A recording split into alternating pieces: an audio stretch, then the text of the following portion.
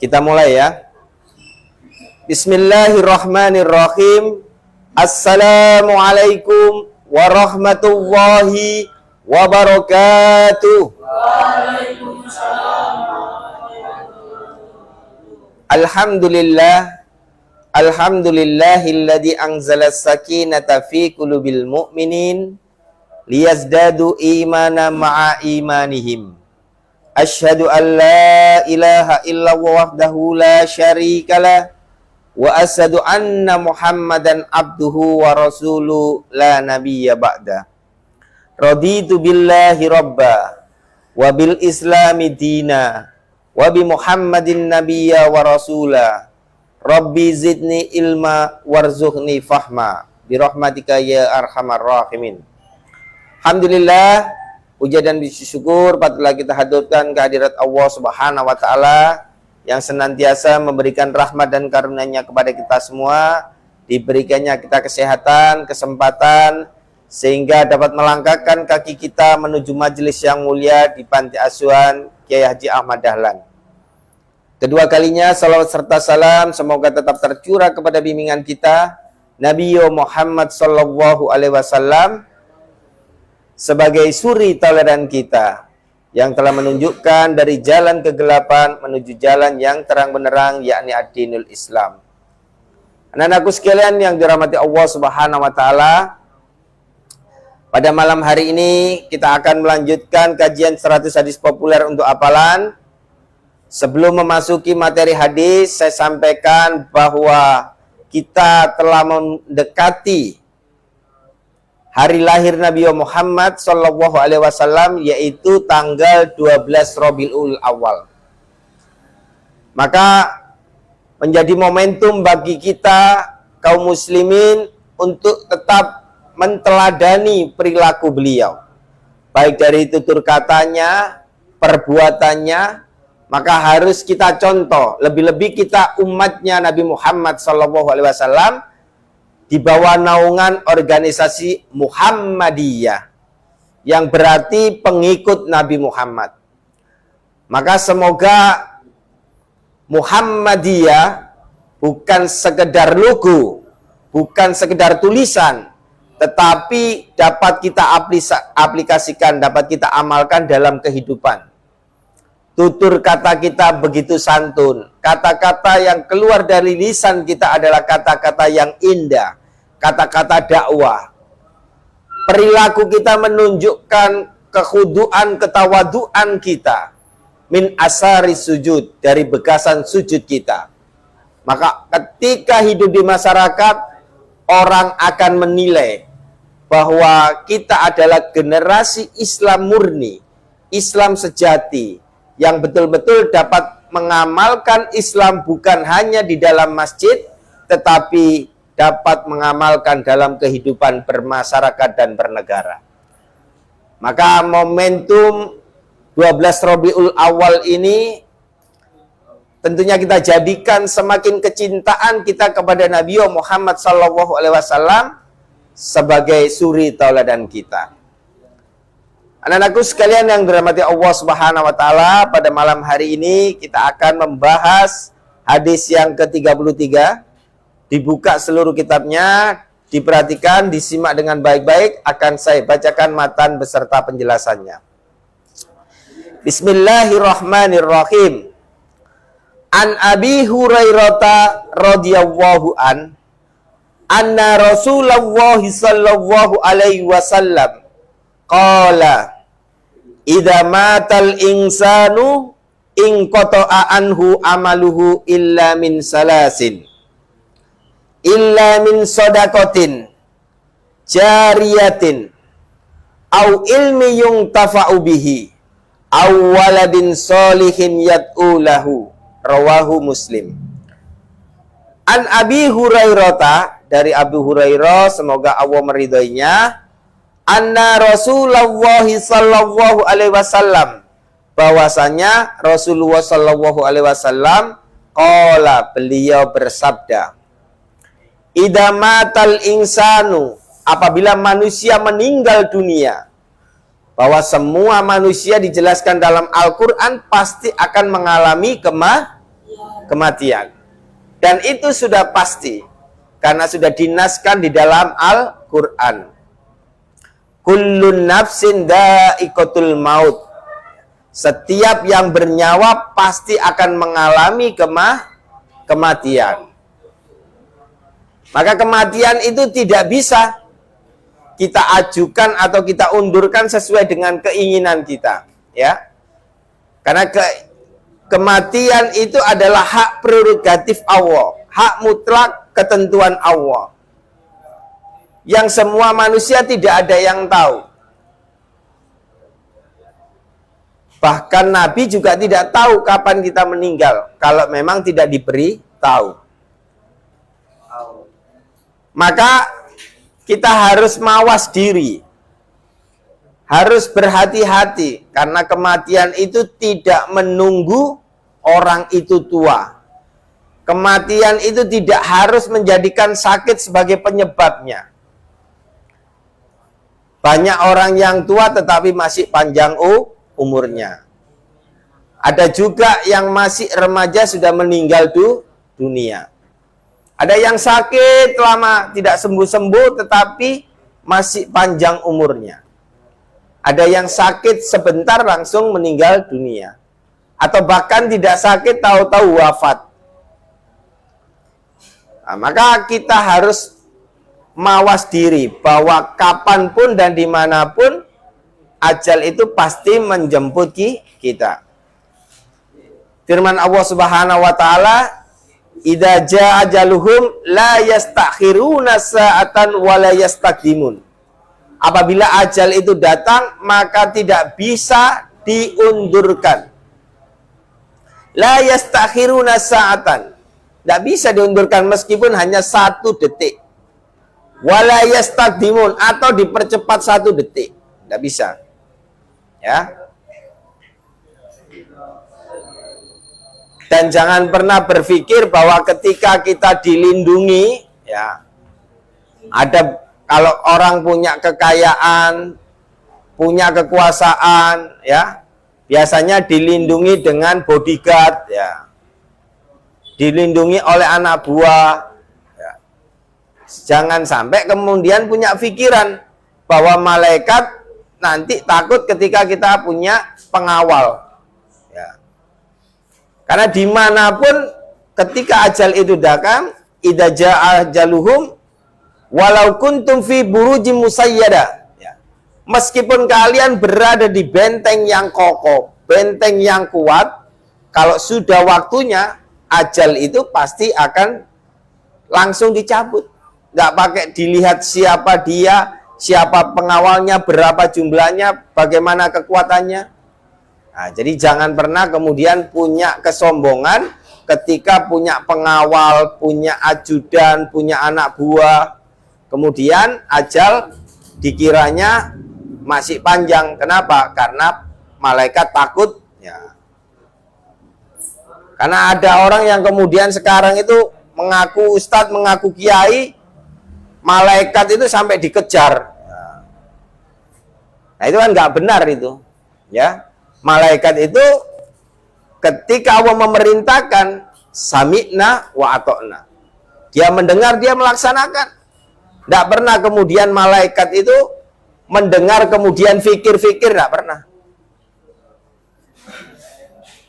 Mendengar, nunggu dulu, ya.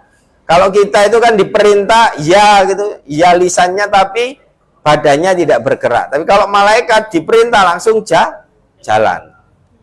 Nah, maka ketika nanti kita meninggal dunia dalam hadis ini, inqata'a anhu amaluhu, akan terputus seluruh amalnya.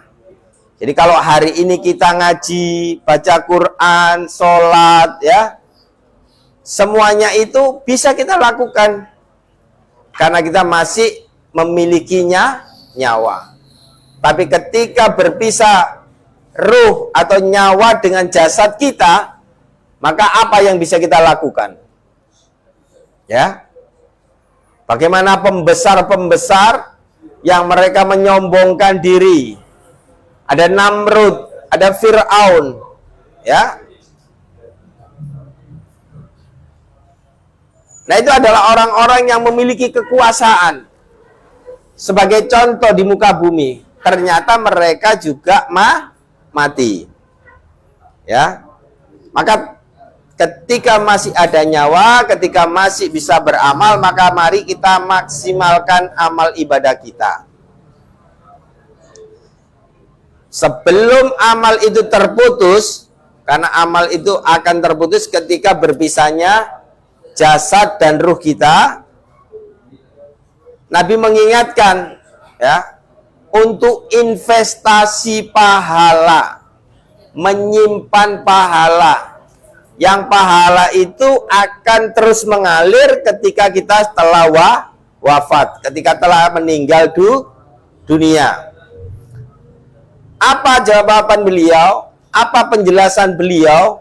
Illa min salasatin, kecuali 3 perkara, kecuali 3 hal.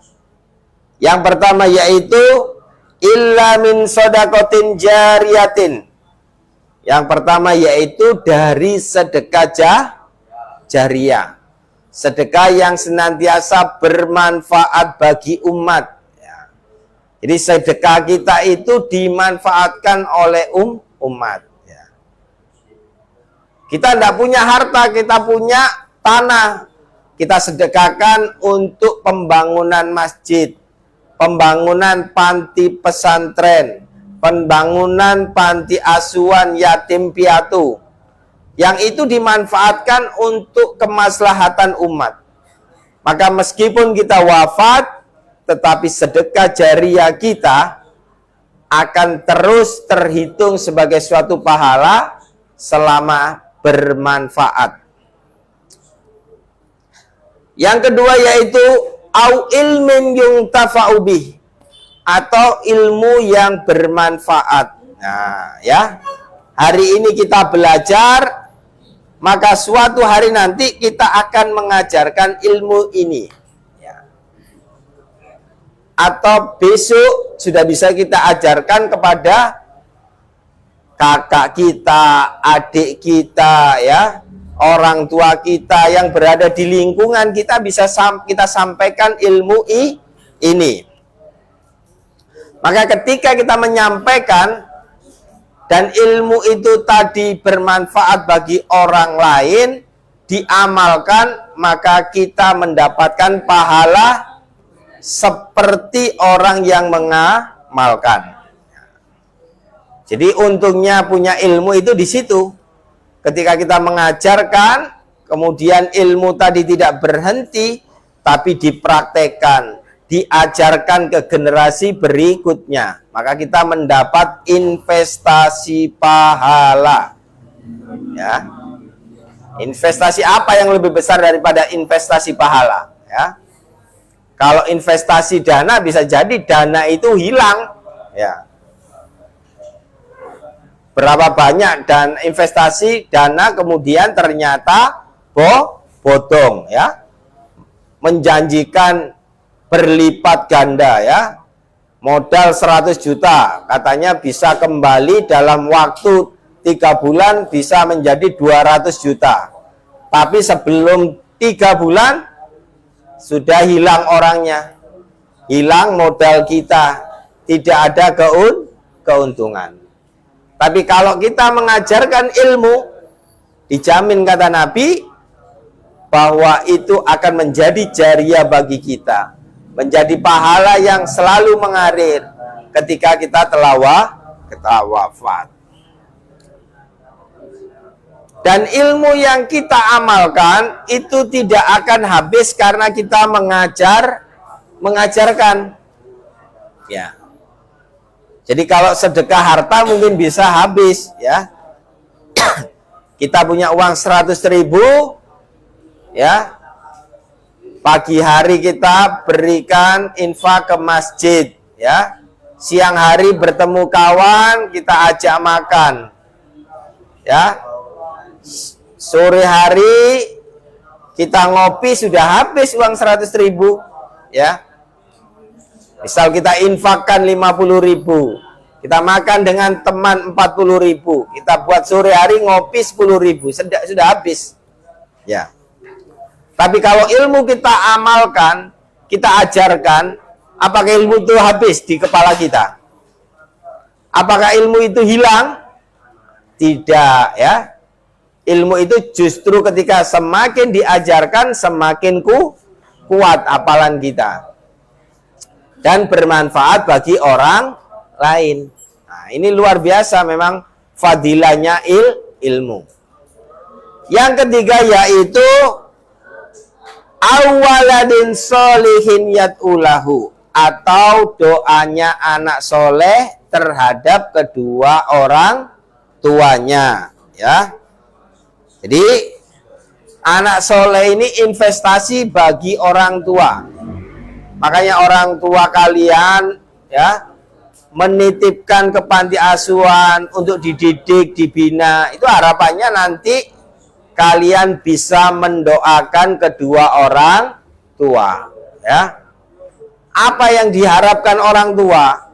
Mereka tidak berharap harta. Orang tua kita sudah tidak berharap harta. Kenapa? Karena sudah cukup bagi mereka kebahagiaan di dunia. Yang penting kita menjadi anak yang soleh, anak yang solihah, yang berbakti kepada kedua orang tua, ya, mau mendoakan. Nah, itu sudah kebanggaan, kebahagiaan yang luar biasa.